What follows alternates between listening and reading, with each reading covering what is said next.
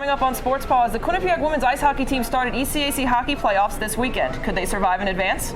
Plus, it was the biggest game on campus. We have your sights and sounds from the game. Don't miss out.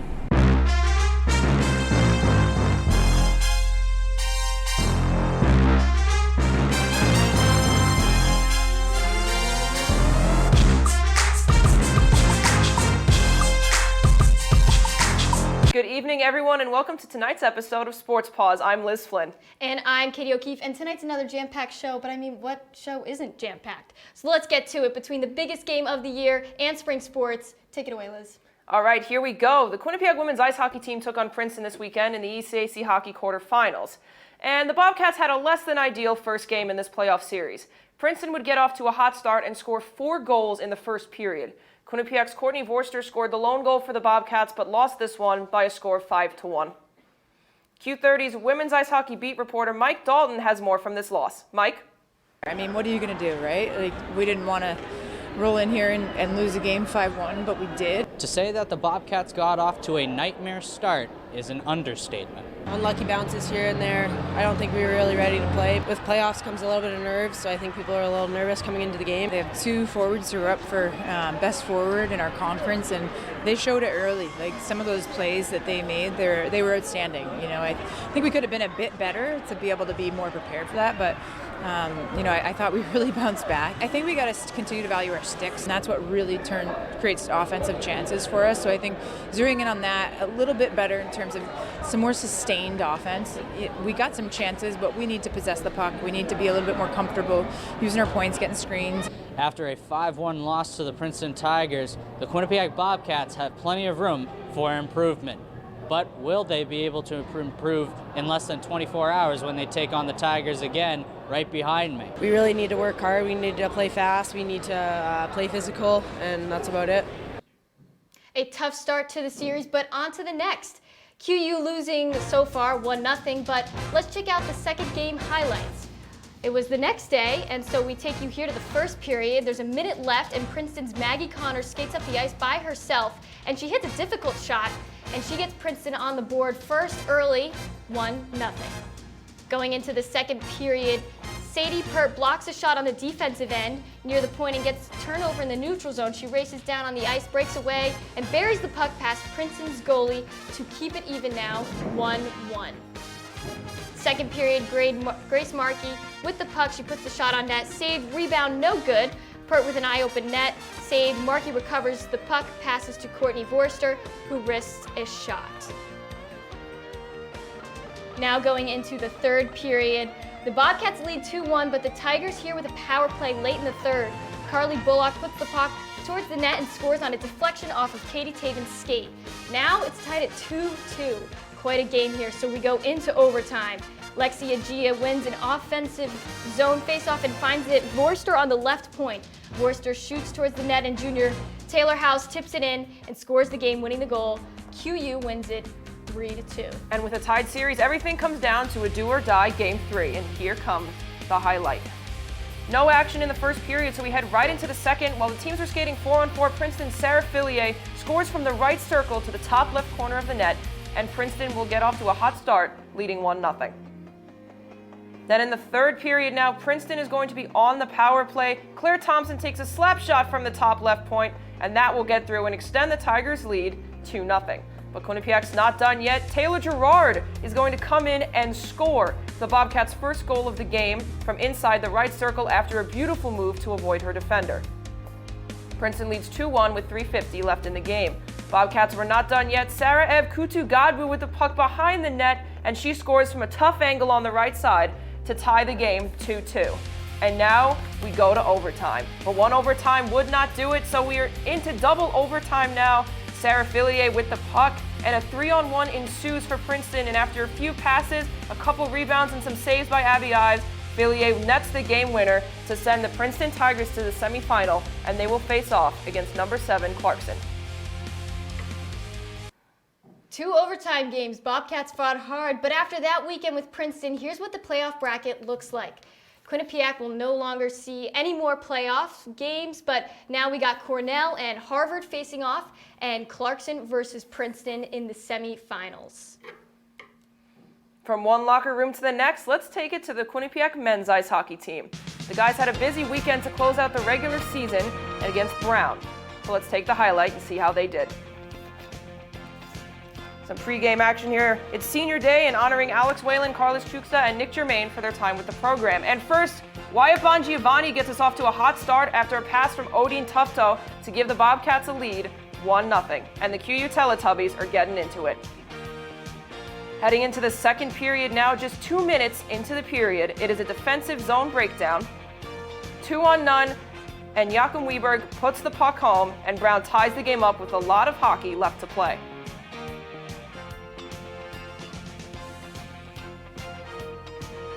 There will be no more goals scored in the second period, but there's some rough stuff between Nick Germain and Samuel Ninasari, and that is that for the second period.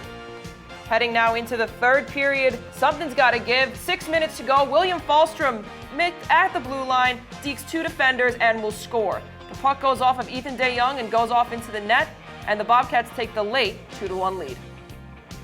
And that's the way things would stay in this one. Quinnipiac wins this one 2-1, and the Bobcats beat Brown at home for the first time since 2017. Now the following day on Saturday, it was Quinnipiac's most exciting game of the year, the Battle of Whitney Avenue, but also known as the Hero Hats game. The game isn't just a rivalry, but to honor those who paid the ultimate sacrifice on 9/11, and there you see students out there with their flashlights getting things started. So in the first period, we have Yale senior trying to take a shot on goal, and obviously it wouldn't be a Quinnipiac game without the Teletubbies. There's the first goal of the game from Captain Nick Germain. He gets Quinnipiac on the board, and the crowd erupts crazy. Second period now, you'll see Quinnipiac is on the power play, and junior Odin Tufto sets up sophomore Wyatt Bongiovanni after cycling the puck. Bongiovanni scores his team-leading 15th goal of the season. QU now 2-0. Those towels are just great, Liz. They really make the stadium. Oh, absolutely. Turns the whole place gold. Quinnipiac up again and goes through the legs of the Yale goalie. That's another one, and that's there by Ethan Lay. QU up 3-0. Into the third period, senior Alex Whalen from the wing sets up incoming sophomore Zach Mesta, who slaps a bullet from a shot on the blue line and adds another goal to their lead. 4-0. Looks like Yale's really not getting back in this. Some YMCA action there. Quinnipiac here. Skylar Brindamore with the spin around. That is quite a fantastic goal there, and I'm sure you'll be seeing that later in the show. Quinnipiac wins the Battle of Whitney Avenue 5-0. The Yale game brings in friends, family, kids, and even other hockey coaches you saw there in the arena. But beat reporter Tom Krasnowski shares with some of us some of the team's most important fans, the students. Check it out. Home ice advantage activated. The Quinnipiac men's ice hockey team improved to 11-3 at home this season behind its biggest crowd of the year, including a sold-out student section in its 5-0 victory over Yale. Students filed into their seats hours ahead of puck drop and were hyped up from the start. The fans' enthusiasm trickled down to the players, who were energized by the active crowd.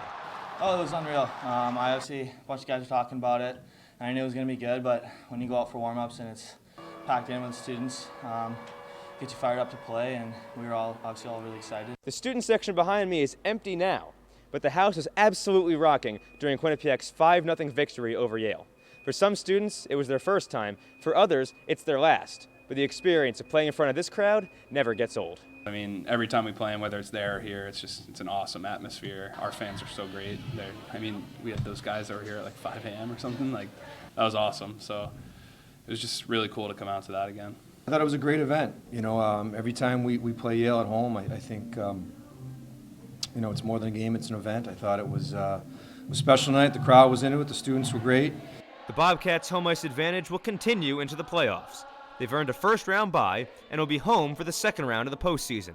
After that, the Bobcats hope it's on to Lake Placid for the first time since 2017. If they get there, they'll have their fans to thank first. Tom Krasnowski, Q30 Sports. The ECAC hockey regular season has come to a close, so let's see how the playoffs stack up. As you can see here, Cornell, Clarkson, Quinnipiac, and RPI round out the top 4, so they each receive a first-round bye. St. Lawrence is at Harvard, Princeton is at Dartmouth, Union is at Yale, and Brown is at Colgate. So we're going to have a very busy playoff series here for ECAC hockey. Q30 men's ice hockey beat reporters Steve Pappas, Pat Flatley, and Tom Krasnowski talked through the ECAC hockey playoff picture and who the Bobcats want and don't want to see down the road. Going into that first round bye, what is the one team that you really do not want to see come the second round?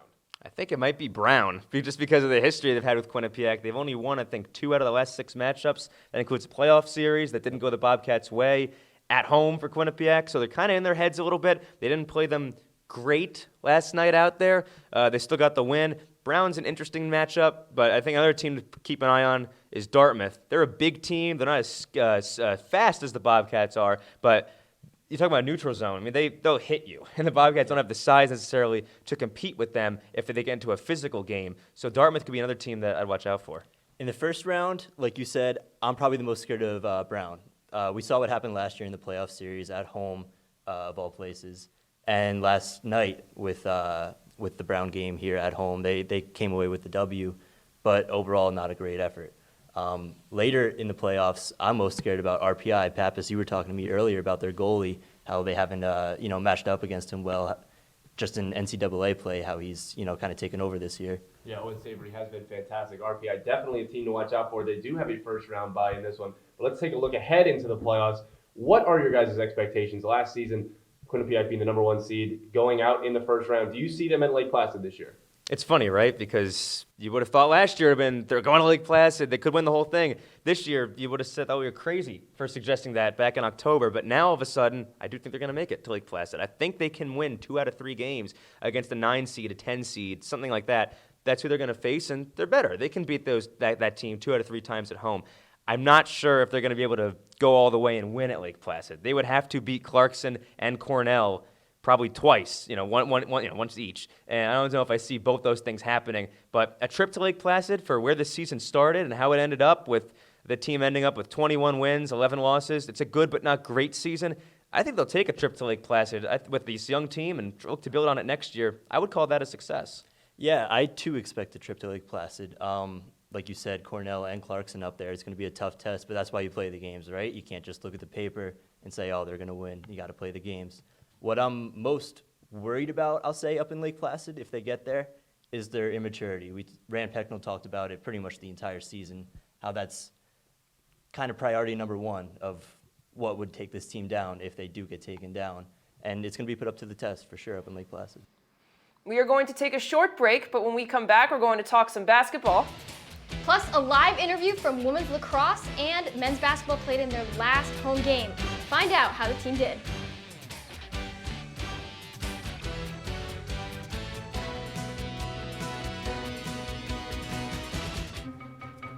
Me and my boy Matt had it good. He had catnip that was off the hook. But one day, he brings a girl home, and she's allergic to cats. Every sneeze was a nail in my coffin. Now I'm in a shelter. It's decent, but they don't even have Wi-Fi.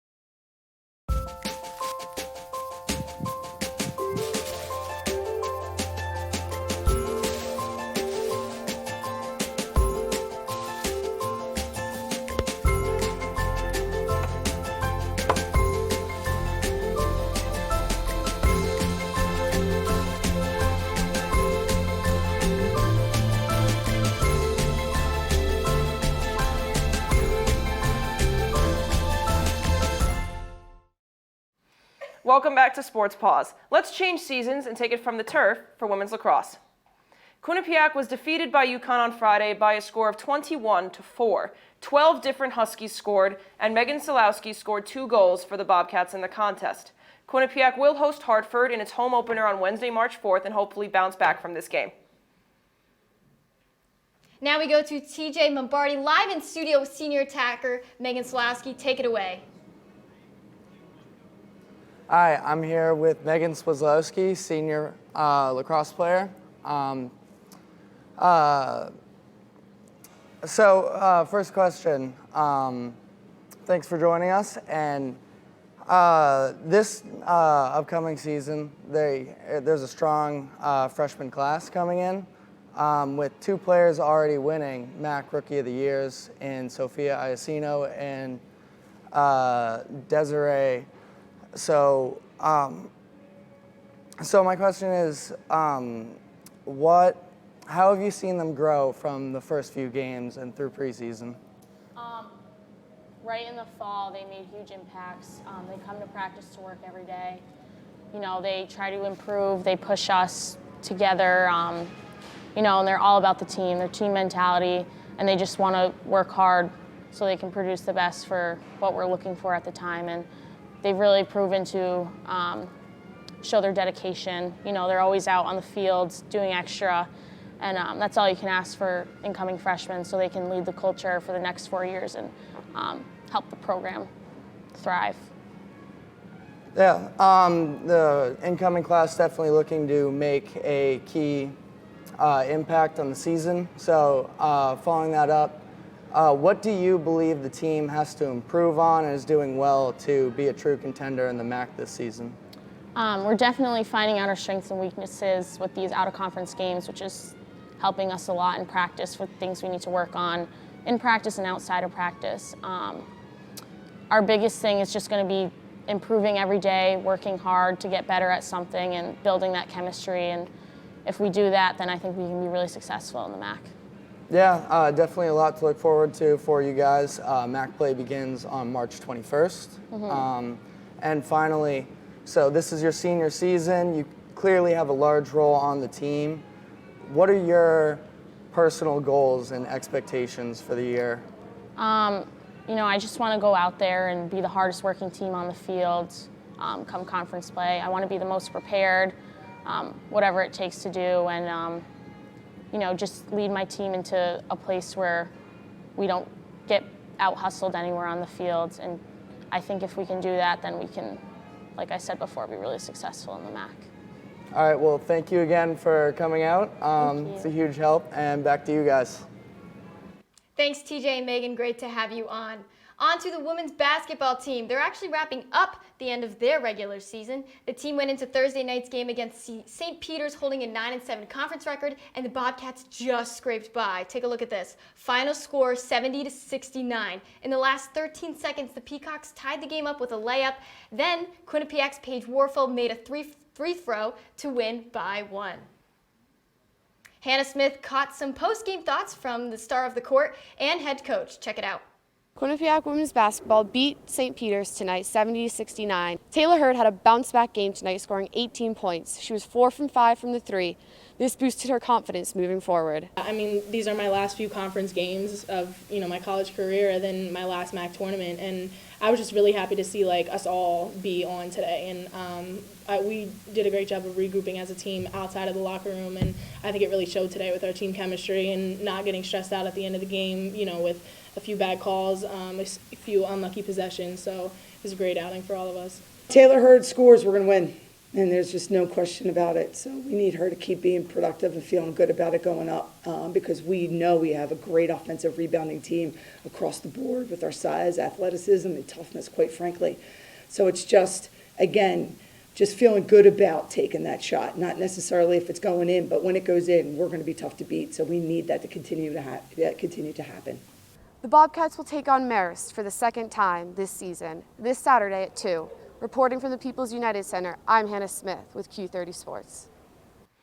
The women's basketball team then took on Marist on Sunday for their last home game of the regular season. Let's take the highlight.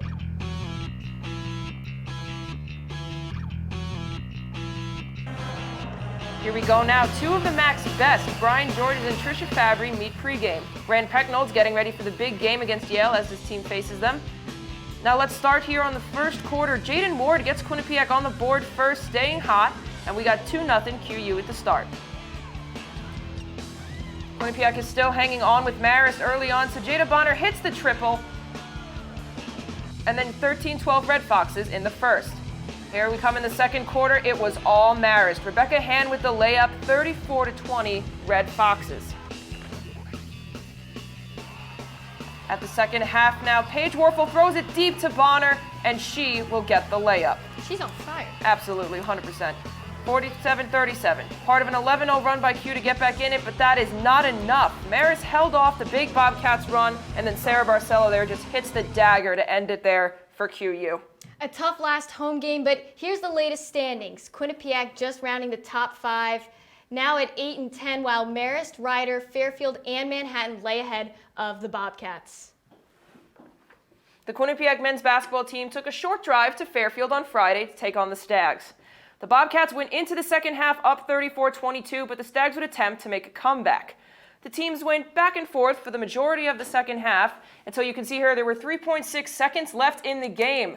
Rich Kelly with the ball under the net will go in, pass to Kevin Marfo as time is about to expire. Marfo kicks it out to Rigoni, who goes for the win, and he gets it. Jacob Rigoni with the buzzer beater to give Quinnipiac the win by a score of 60-58 against Fairfield. Quinnipiac hosted Marist on Sunday in their last home game of the season, almost the last regular season before the MAAC tournament. But let's get to the action. Here in the first half, early on, Tyrese Williams from the wing with a 3-ball. Quinnipiac an early 3-0 lead. Later in the half, the dish from Brendan McGuire to Aaron Falzone, sinking the triple. That puts up the Bobcats 14-6. Bobcats taking an early lead here. Now we see Kevin Marfo from the 3, and he sinks it in. Quinnipiac right now on a good roll, and we'll see more of Marfo later in the highlight.